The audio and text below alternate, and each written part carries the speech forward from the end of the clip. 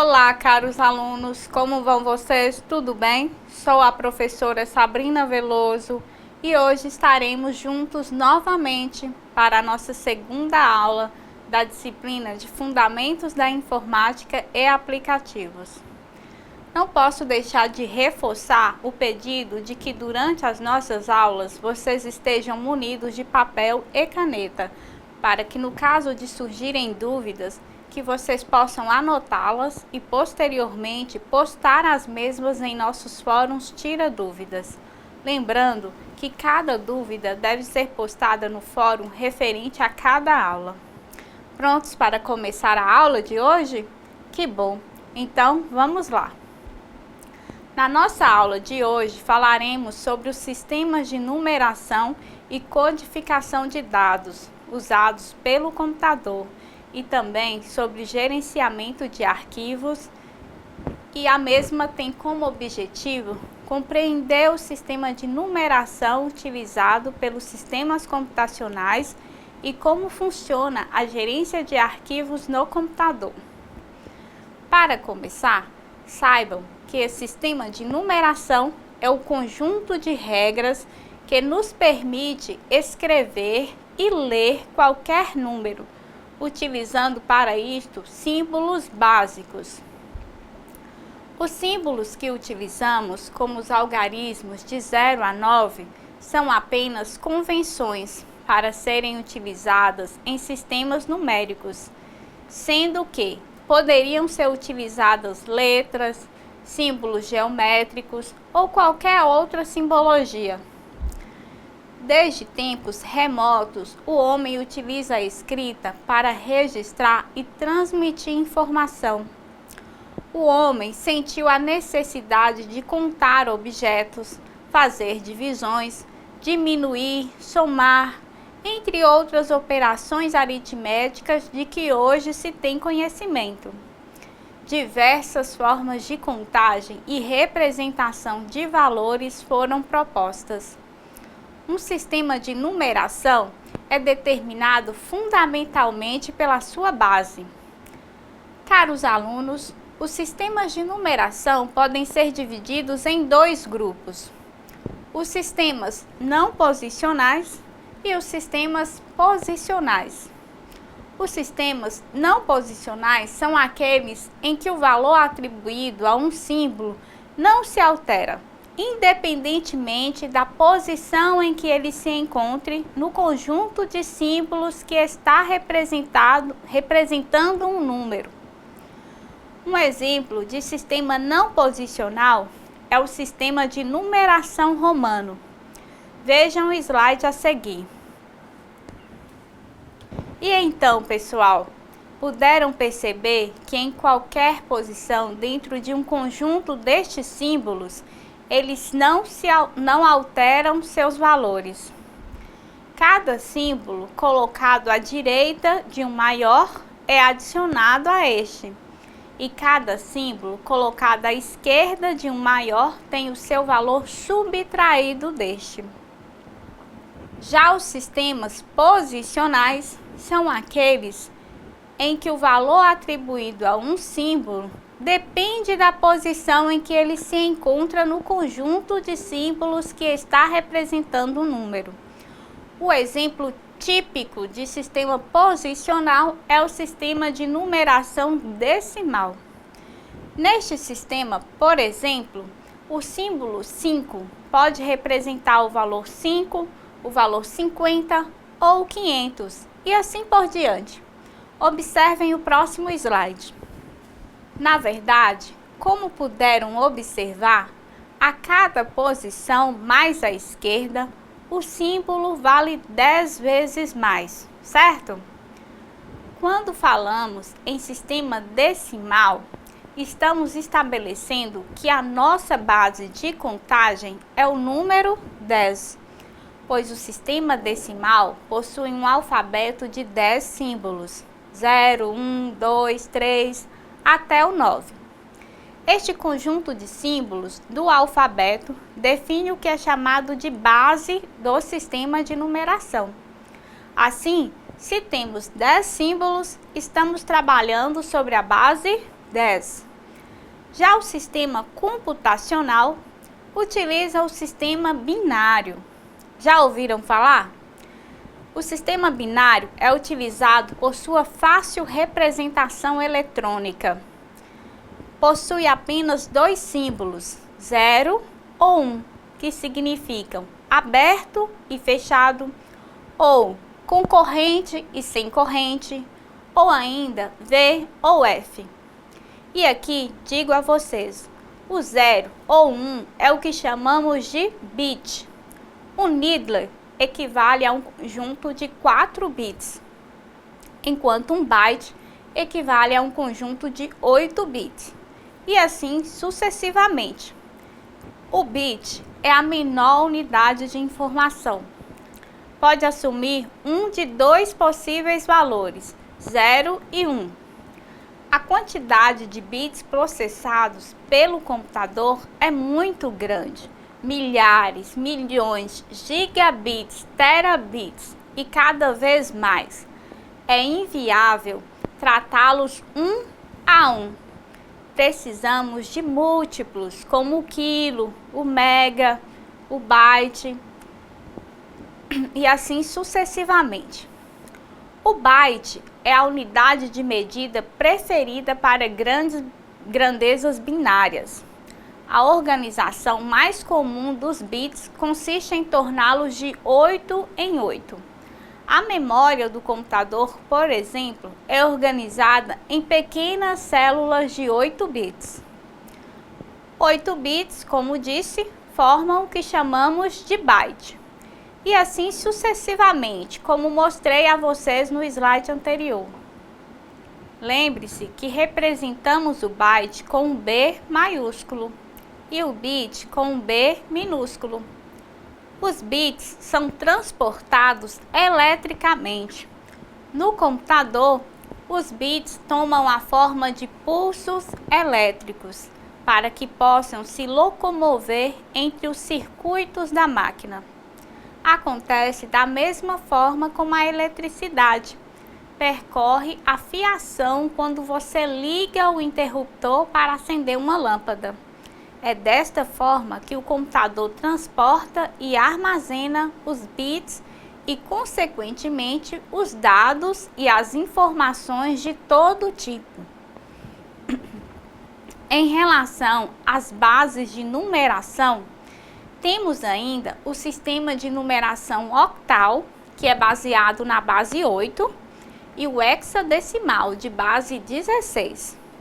Sobre a base hexadecimal é o seguinte: como já visto, computadores usam o sistema binário para representar seus dados, mas é difícil e trabalhoso para um programador descrever com conjuntos de 0 e 1 os números a serem postos na memória do computador por um dado programa. Por isso, usa-se uma forma mais compacta de representação, em que os bits são agrupados de 4 em 4. Assim, cada grupo de 4 bits é transformado em um único símbolo. No sistema hexadecimal, cada casa vale 16 vezes a que está à sua direita, e os símbolos utilizados vão de 0 a F. Observem que na base hexadecimal, A equivale a 10, o B equivale a 11, e assim consecutivamente até F, que equivale a 15. E ainda é possível perceber com a tabela anterior que há a possibilidade da conversão entre bases, ou seja, converter um número de base 10 para binário, octal e hexadecimal e vice-versa. No entanto, essa parte do estudo já não é abrangida pela nossa disciplina. Mostrarei a vocês apenas a conversão da base decimal para a binária, que é a linguagem utilizada pelo computador. No entanto, poderão perceber que a conversão de base decimal para octal e hexadecimal segue o mesmo padrão da conversão para a base binária, ok? Então, agora, observem o esquema a seguir.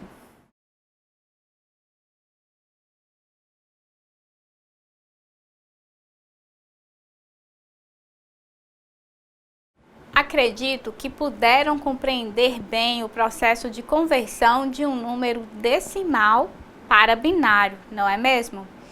Apenas efetuamos divisões sucessivas do número decimal pela base desejada, até que o quociente seja menor que a referida base. Utilizamos os restos e o último quociente para a formação do número desejado, após as divisões. De baixo para cima, iniciamos o número com o último quociente e o último resto e depois acrescentamos os demais restos da divisão para formar o número que no nosso exemplo foi de base binária. Para convertermos um número decimal para a base octal ou hexadecimal, faríamos o mesmo procedimento, porém faríamos as divisões por 8 e 16, sucessivamente. E aí, compreenderam bem? Falaremos agora sobre a codificação usada pelos sistemas computacionais. Internamente, os circuitos do computador só reconhecem os valores lógicos V e F, mas o processador os recebe e trata um só deles ou suas longas sequências com a mesma facilidade. O segredo está em que o processador sempre interpreta o que lhe chega como número binário. Assim, se o valor 65 é o código da letra A, então a representação lógica dessa letra vai corresponder a uma sequência de valores lógicos V e F, que corresponderá a um conjunto de bits específicos, sendo que onde houver 1 será V e onde houver 0 será F. Quando enviamos dados ao computador, nós o fazemos com inúmeros símbolos, como letras, caracteres de pontuação, teclas de controle e outros. Porém, quando recebemos a resposta da máquina, nós a queremos no nosso formato de texto, ou figura, ou valor numérico decimal, ou coisa parecida. Por isso, a necessidade de codificar nossos dados para que o computador os receba e entenda, e de forma análoga, decodificar a resposta da máquina para reproduzir os caracteres e símbolos da nossa linguagem. Já pensou se o computador nos desse como resposta um conjunto de bits de forma que teríamos de compreendê-los? Imagino que usar o computador não seria tão bom como é, não é mesmo? Foi devido a isso que surgiu o código ASCII-2. O mesmo veio com o objetivo de permitir que os caracteres da linguagem escrita e números e tantos outros símbolos fossem reconhecidos pelo computador em sua linguagem, que apesar de exata, é deficiente de símbolos. Em 1963, a codificação dos caracteres alfabéticos foi feita pela primeira vez nos Estados Unidos. Inicialmente, o código ASCII-2 foi criado comportando 128 combinações de código. Assim, era um código de 7 bits. Mas quando se começou a editar textos em idiomas que usam caracteres acentuados e símbolos gráficos adicionais, perceberam que 128 símbolos era pouco. Em 1968, o código foi expandido para 256 códigos, a fim de acomodar outros caracteres. Mostro a vocês uma tabela com o código ASCII-2 inicial.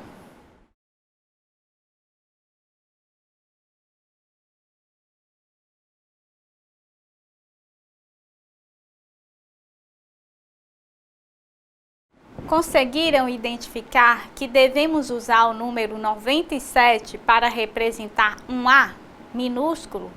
E para representar um ponto de interrogação, devemos usar um código 63? Podem, porém, também verificamos ao observar a tabela que seria difícil o ASCII2 nos atender, já que não há nenhum caractere acentuado. O mesmo com o ASCII2, e mesmo com o ASCII2 estendido, não foi possível abranger todos os símbolos. Por exemplo, para os japoneses e chineses que possuem um alfabeto diferenciado, o ASCII2 não é interessante. Não sei se conseguiram perceber que no código ASCII2, os códigos inferiores a 32 são códigos de controle e não são feitos para serem exibidos. Por exemplo, o código 10 pula a linha, o código 7 emite um sinal sonoro no computador, entre outros. No entanto, em 1981, os caracteres estendidos foram redefinidos para uso no IBM PC e foi estabelecido um padrão denominado EBCDIC, que durou até a chegada do Unicode. Pois é, pessoal, ainda bem que veio o Unicode. O código Unicode pode representar todos os caracteres específicos de diversos idiomas. Novos códigos são regularmente atribuídos para novos caracteres. Caracteres latinos, acentuados ou não, gregos, armênios, hebraicos, tailandeses e outros. Só o alfabeto chinês Kanji contém 6.879 caracteres. Apenas para expandir o conhecimento de vocês, mostro um exemplo de alguns códigos Unicode. Caros alunos, assim o Unicode tornou-se padrão em todos os computadores, absorvendo o antigo código ASCII2, de forma compatível com o antigo padrão. Logo, o antigo código ASCII2 está inserido no Unicode. Vocês concordam que o Unicode ou o ASCII2 é uma linguagem só para computador mesmo? Nossos amigos provavelmente não nos entenderiam se enviássemos a eles mensagens usando tais códigos. Lembram-se de que na aula anterior falei com vocês sobre linguagem de programação? Pois bem, nesta aula falaremos um pouquinho mais sobre esse assunto. Já disse a vocês que linguagem de programação é a linguagem utilizada pelos programadores para escrever instruções para serem executadas pelo computador, e que a linguagem que o computador reconhece é apenas a binária, certo? Essa linguagem binária é chamada de linguagem de máquina. Assim, os textos são formados por longas cadeias de zeros e uns. No entanto, a fim de facilitar a programação, os profissionais dessa área usam o que chamamos de linguagem de alto nível, que são linguagens como o C++, o Java, o C# e outras. Nesse caso, o programador escreve o código que poderá ser lido por qualquer pessoa, mas para compreender é preciso entender pelo menos um pouco da linguagem usada. Logo após, o programador utiliza um aplicativo chamado compilador para transformar o código para a linguagem de máquina para que o hardware a entenda. Entre máquinas e humanos são vários níveis de linguagem, e uma linguagem de baixo nível, bastante conhecida e que está exatamente logo acima do nível de máquina, é o Assembly. Ela é considerada linguagem de baixo nível, porque está muito próxima da linguagem de máquina. Assembly é uma linguagem de montagem, ou seja, diferente da maioria das outras linguagens que são compiladas e ou interpretadas, programar em Assembly é escrever um código que é diretamente entendido pelo hardware. Podemos usá-la para falar com os mais diversos tipos de hardware, como os microprocessadores e microcontroladores. Trata-se de mnemônicos que descrevem cada uma das operações básicas que o processador vai executar. Cada mnemônico, com seus parâmetros, tem uma correspondência no formato de zeros e uns da linguagem de máquina. Uma vantagem é que a compilação é simples. O nome do compilador da linguagem Assembly é Assembler. Também considerada rápida pelos programadores e facilita a descoberta de bugs no programa. E falando em bugs, vocês sabem o que significa essa palavra? A palavra bug é um jargão da informática e está relacionada a erros na execução de um programa. Foi usada pela primeira vez por Grace Hopper, quando um inseto ou bug morto estava preso a um relé e causava erros na execução de um programa. Assim, quando falamos em debugar, do termo debugging, significa retirar erros de um programa. Bacana esse aprendizado todo de hoje, não é mesmo, pessoal? Continuando, falaremos sobre o gerenciamento de arquivos. O gerenciamento de arquivos e pastas inclui o armazenamento e a proteção de recursos, a disponibilização desses recursos para os usuários do computador e da rede, e o gerenciamento das alterações efetuadas nesses recursos. O gerenciamento de arquivos é feito por meio de um aplicativo específico usado para criar e organizar diretórios e arquivos no computador. O gerenciador de arquivos possui como função gerenciar espaços alocados, criar e deletar arquivos, criar e deletar diretórios, também chamados de pastas, mapear arquivo em disco, fazer a manipulação de arquivos e diretórios. Atualmente, eles são predominantemente softwares para interface gráfica. Os sistemas de arquivos são organizados em uma estrutura hierárquica, semelhante a uma árvore. O nível mais alto do sistema de arquivos é o diretório raiz ou barra invertida. Nessa filosofia de design, tudo é considerado um arquivo, incluindo discos rígidos, partições e mídia removível. Todos os arquivos e diretórios, incluindo outros discos e partições, existem abaixo do diretório raiz. No antigo DOS, e ainda existente no Windows como prompt de comando, cada ramo é chamado de diretório ou subdiretório indistintamente. No Windows, os diretórios são a mesma coisa, porém são chamados de pastas ou folders. O DOS, assim como o Windows, dispõe dos comandos necessários para criar, remover e renomear diretórios. Quando falamos em arquivo, pode ser um texto, dados, códigos ou qualquer outra informação.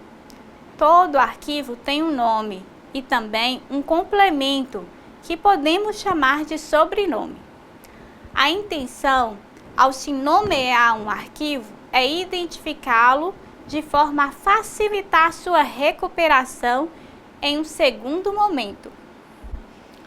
Quando salvamos um arquivo no disco, nos são solicitadas no mínimo duas informações: nome e local onde o arquivo será salvo. Podemos ainda definir a extensão desse arquivo. Mais à frente, falo com vocês o que seria essa extensão do arquivo.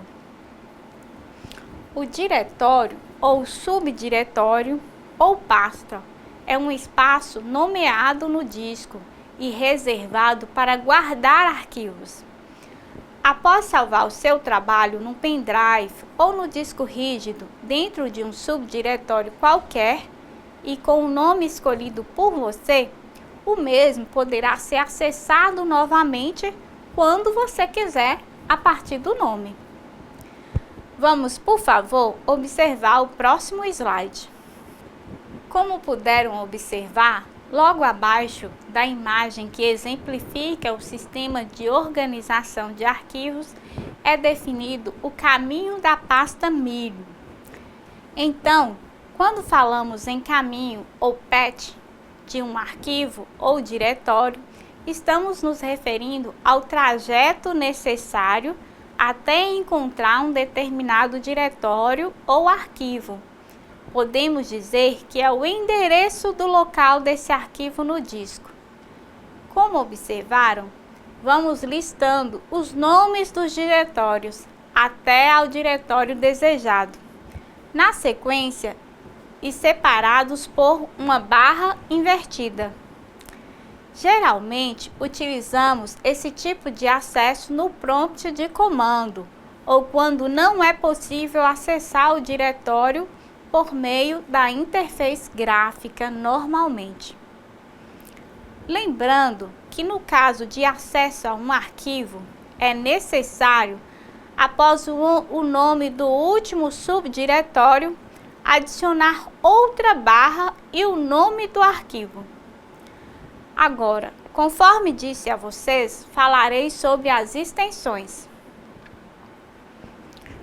Extensões de arquivos são sufixos ou um tipo de sobrenome que designam seu formato e principalmente a função que desempenham no computador. Na plataforma Windows, todo tipo de arquivo tem sua extensão, que o difere dos demais dentre milhões existentes em cada máquina. Cada extensão de arquivo tem funcionamento e características próprias. Portanto, demanda um software específico para trabalhar com ela. Há extensões para os mais variados propósitos. Então, vou mostrar para vocês apenas algumas, separando por categorias para facilitar o entendimento. Visualizem a tabela a seguir.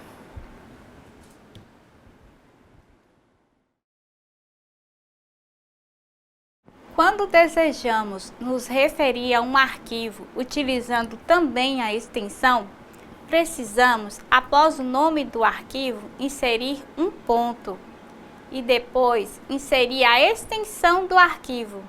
Por exemplo, se me refiro a um arquivo chamado aula2.pptx, já se sabe que é um arquivo criado no PowerPoint 2010 devido à extensão pptx. Entendido, pessoal? Tranquilo, não é mesmo? Voltando ao assunto gerenciamento de arquivos, o gerenciador de arquivos é a parte do sistema operacional que mais lidamos e muitas vezes sem perceber, já que para acessar qualquer diretório, subdiretório ou arquivo, precisamos do gerenciador de arquivos. No Windows, o gerenciador é denominado Windows Explorer e é ele que nos permite criar, excluir, renomear, guardar e recortar arquivos e pastas. Nas várias versões do Windows, o Explorer está presente. Porém, mudanças referentes à forma de acesso aos arquivos são perceptíveis.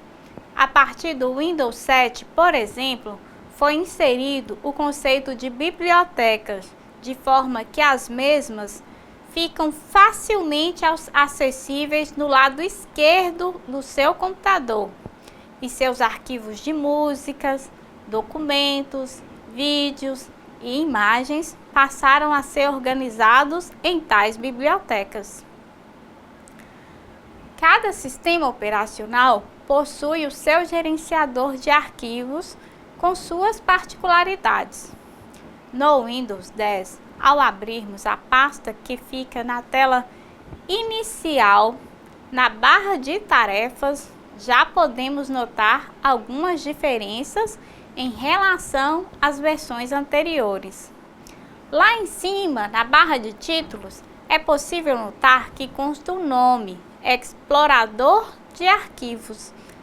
Outra forma de acessar o explorador de arquivos no Windows 10 é clicar no botão Iniciar e depois em Explorador de Arquivos. Confiram no slide.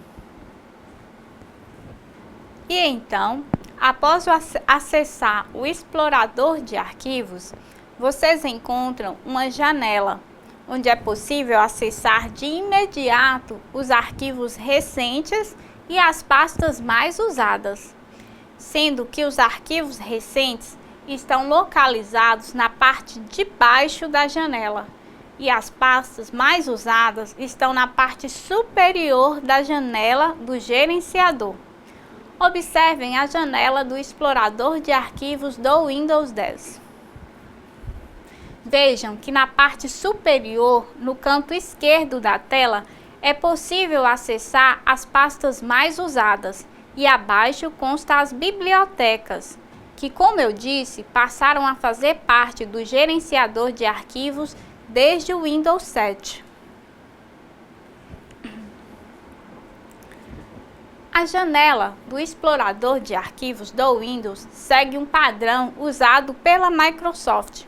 Na parte superior, temos primeiro a barra de títulos, depois uma barra de menus, contendo menus com as opções Arquivo, Início, Compartilhar e Exibir.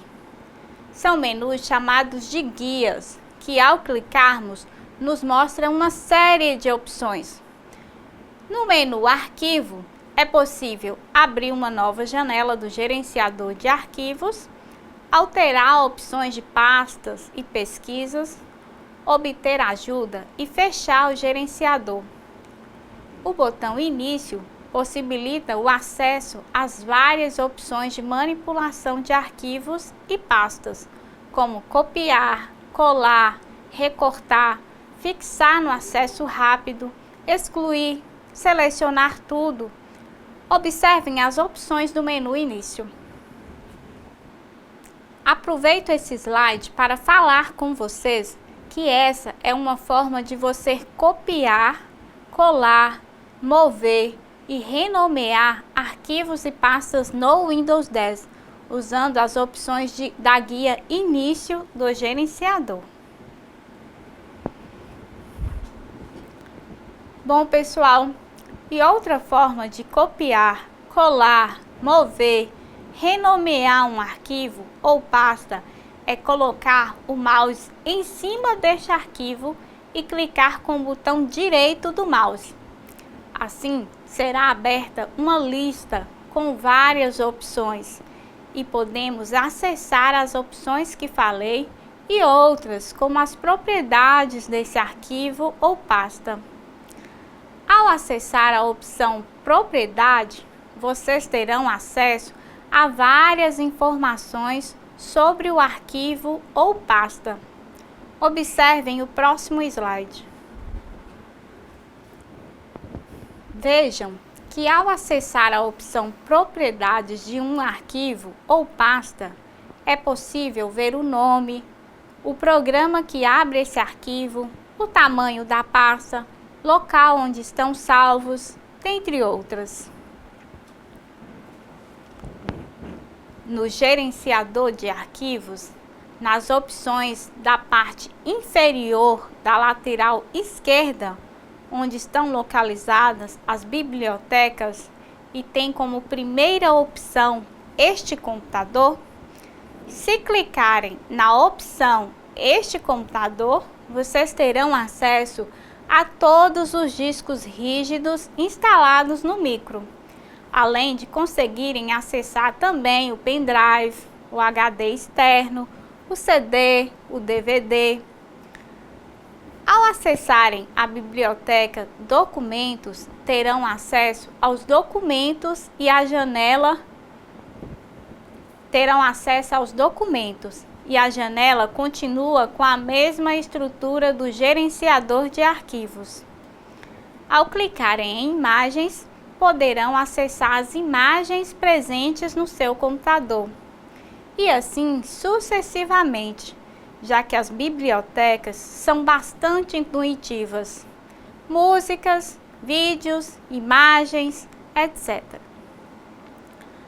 Além de tudo isso, a barra de endereço, na parte superior da janela, onde consta o nome do local onde você está no momento, permite que você acesse diretamente um local ao digitar o caminho do arquivo ou pasta a ser acessado na mesma estrutura já citada a vocês anteriormente, quando falei de caminho, pastas e arquivos com vocês. Lembram? Ou você pode saber o caminho do local onde está no momento, ao clicar com o botão esquerdo do mouse dentro da caixa da barra de endereços. Falamos bastante em arquivos e pastas e aproveito para explicar a vocês que, caso ouçam o termo arquivo de lote ou script, trata-se de um arquivo que contém comandos que são executados automaticamente quando se abre ou roda ou executa o arquivo. Um arquivo de lote terá sempre o formato .bat,